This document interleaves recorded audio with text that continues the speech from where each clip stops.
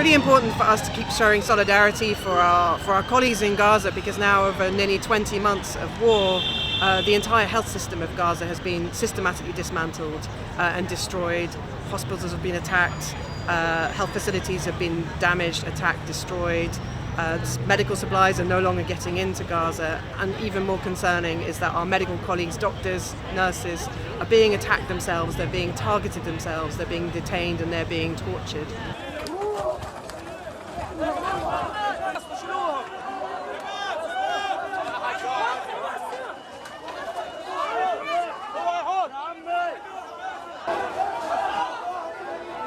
For us, we really want to demonstrate that we see them, that we're listening to them, and that we're trying to get their message out.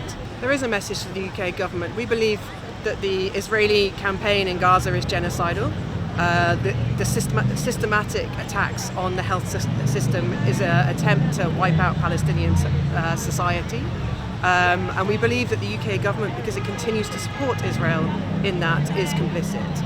And so we want to pass a message to the UK government that they can act to stop this now, that they can act to at least speak out about what's going on, but also to stop all support to the Israeli military and government. I think the message maybe wasn't getting across as strongly as it could have done in the past. You know, this idea that hospitals were being bombed as if it was sort of natural, as if bombs were raining out of the sky. I think the message that the hospitals are being targeted and medics are being targeted hasn't been heard strongly enough. I think there was a very important documentary released last week called Gaza, Doctors Under Attack, and that really describes this sort of pattern of attacks on healthcare and attacks on medical workers that I think is a really important narrative that people need to understand, and we want to amplify as much as possible people's understanding of that.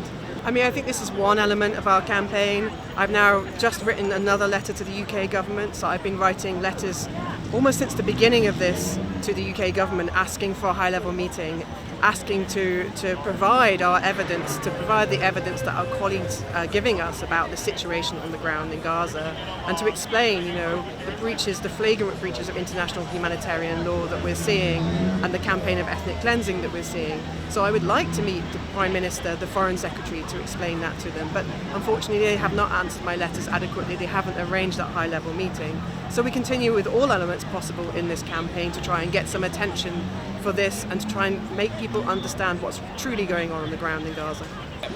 We continue. I mean, we've been running these demonstrations for a while now. We continue to speak out as much as possible, as far as possible. We're Médecins Sans Frontières in the UK. This is a global campaign, so my colleagues across the world are also doing this towards their respective governments. And essentially we will keep speaking out, and we will keep telling the stories of our colleagues in Gaza until somebody listens and takes action.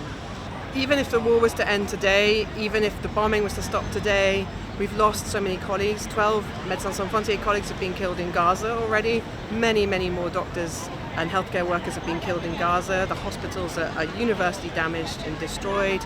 This is going to be decades. You know, even if everything was to stop today, even if the siege was to stop, that we could get medical supplies in, you know, it's going to be decades to rebuild the health system in Gaza, and you know, we need to start that now, and to do that we need to stop the sort of genocidal campaign that is continuing in Gaza today.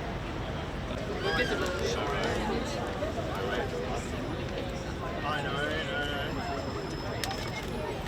At the end of